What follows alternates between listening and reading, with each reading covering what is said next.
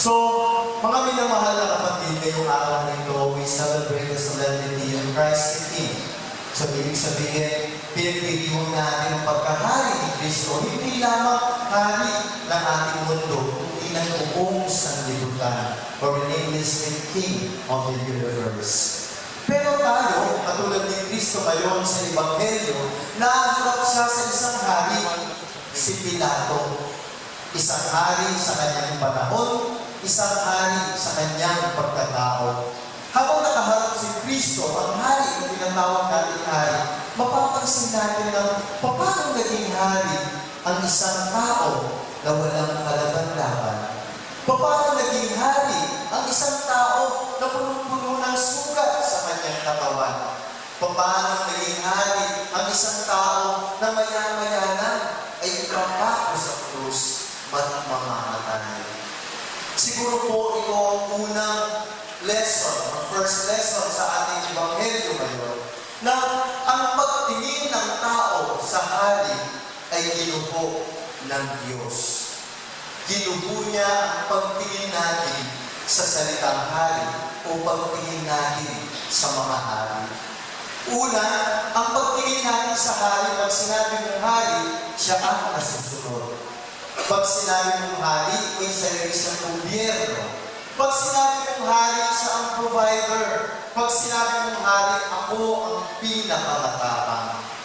Ngunit ang hari na nakaharap ngayon kay Pilato ay kabaligtaran ng hari sa paningin ng tao.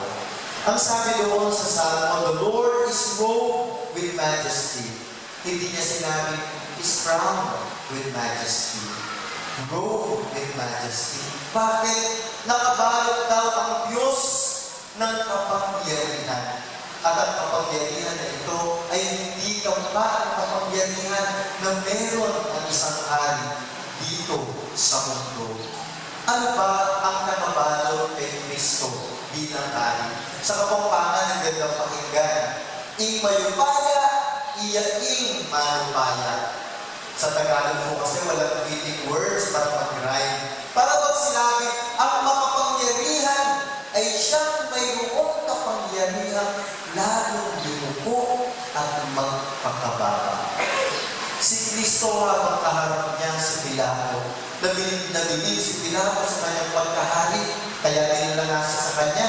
Dinala si Kristo kay Pilato dahil tinitignan siya ng mga tao bilang hari. Isa lang ang hindi napansin ni Pilato sa kanyang nasa harapan.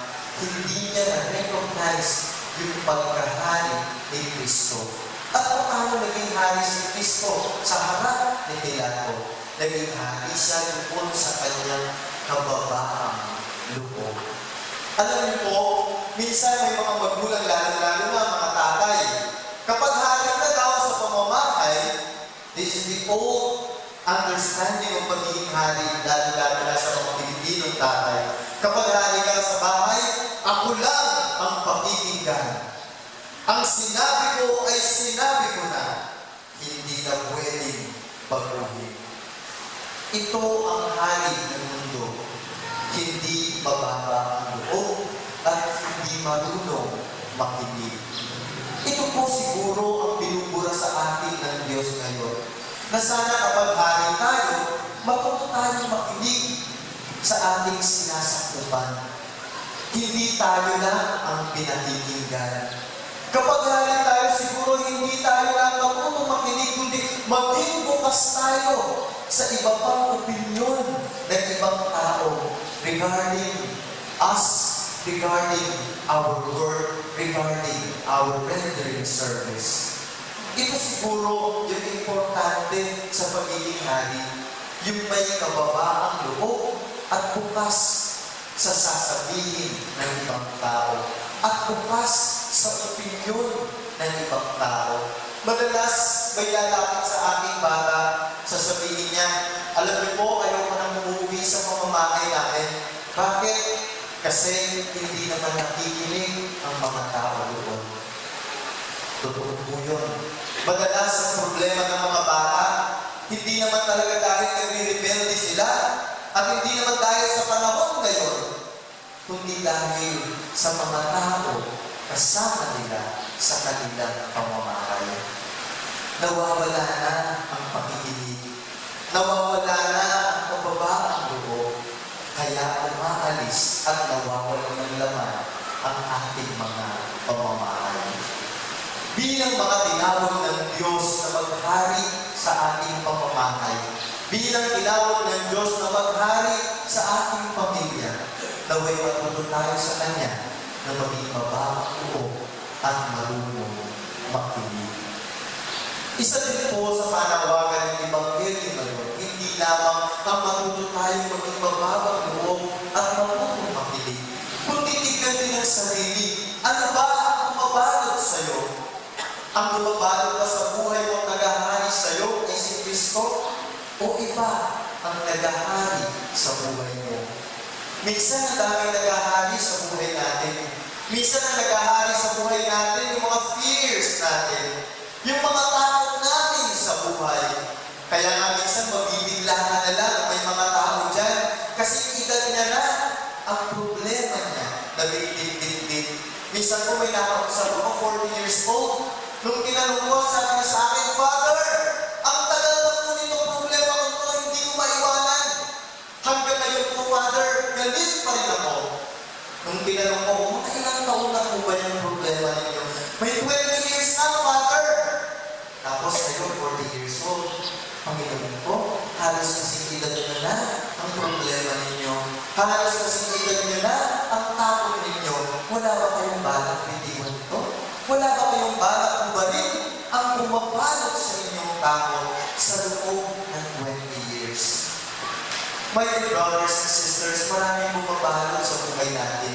Maraming naghahari sa buhay natin. Minsan na naghahari sa buhay natin ang takot. Minsan na naghahari sa buhay natin ang problema. Minsan na naghahari sa buhay natin ang galing natin sa nakaraan. It's about time for us to address itong road na ito na bumabalot sa atin. Para naman may ibang bumalot sa buhay natin at bumalot ang paghahari ng Diyos sa ating mga puso at kaluluwa.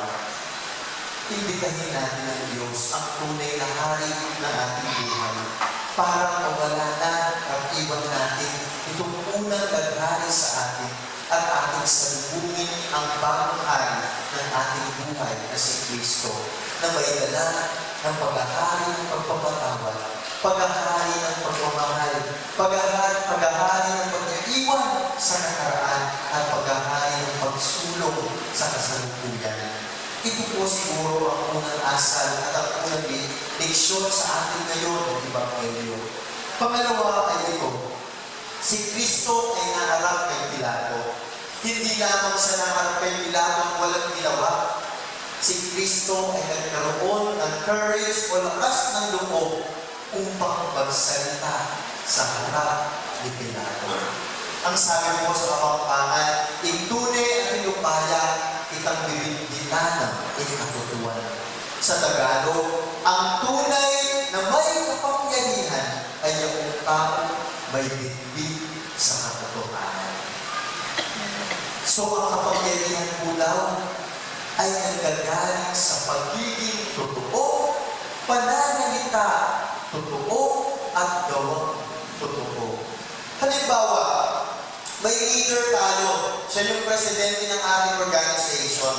E paano ka maniniwala ang sinabi niya, may meeting tayo ng 8 o'clock at dumating siya ng 12? Of course, hindi ka maniniwala dahil hindi siya tumututo sa kanyang pananalita. Kaya nga may kasabihan tayo, drawing lang yan, illustration.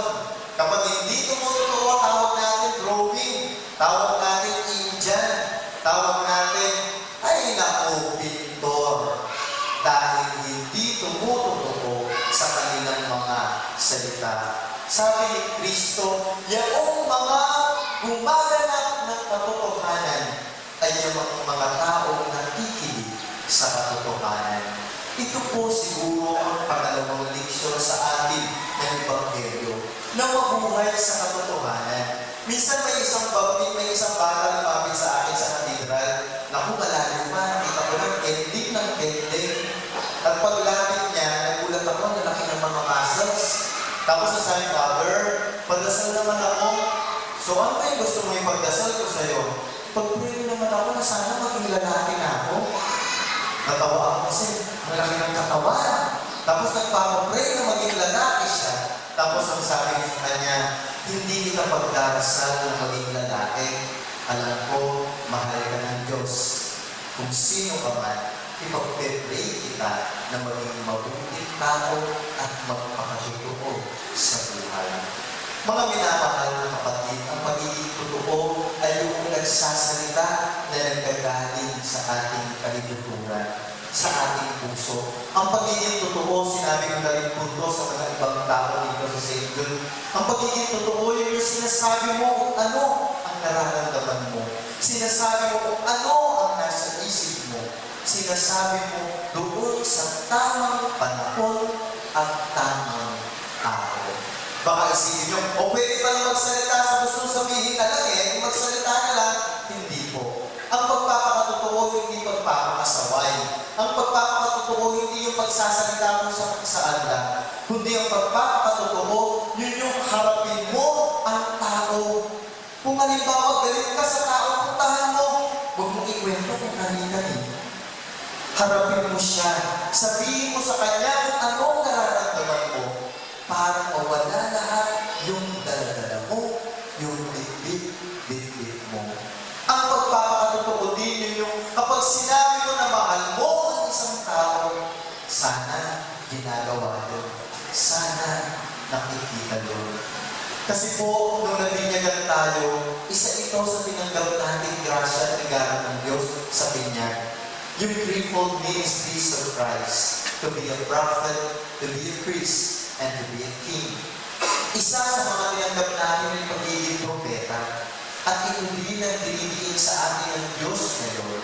Yung pagiging propeta. Yung pagiging totoo sa pananalita, sa gawa at pagkatao. Minsan may nakasakay ang isang bata sa jeep. Panginoon ko, mura ng mura sa sasakyan. Tapos ang sabi niya sa matanda, nasa jeep ka. Sabi ng bata, gusto ko pag ako may pagmura ano magagawa ko? Nagpapakatotoo lang naman ako sa sarili ko. Ang sabi ko, mali ang pag-intindi natin sa salitang pagpapakatotoo.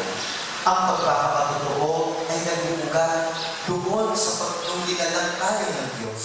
Tayo ay nilalang ng Diyos na tao. At the same time, hindi lamang bilang isang tao kung hindi kawangis niya. So we are now in the journey of becoming our real selves. And becoming our real selves is becoming like Christ. Becoming like God. Ito ang tunay na pagpapakatotoo.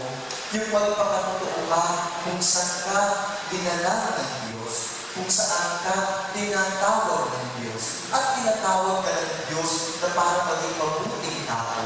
Tinatawag ka ng Diyos upang maging totoo sa iyong pagkatao. Tinatawag ka ng Diyos upang magsalita sa katotohanan na nagkagaling sa katotohanan at wika ng Diyos. At tinatawag ka ng Diyos upang maghari sa iyong pamumuhay sa ilalim ng kanyang paghahari. Ito po ang tunay nating katawagan at di tayo natatawag upang paghalilan tayo ng Diyos na ba tayo matutong maging mababang loob, maging bukas sa lahat ng pagbabago sa ating paligid, maging bukas sa katotohanan at nakakahandang magpatawad. At pagpamuli, tayo tinatawag ng Diyos na mabuhay sa katotohanan na tayo ay linalang ng Diyos bilang wangis niya, sa katotohanan na tayo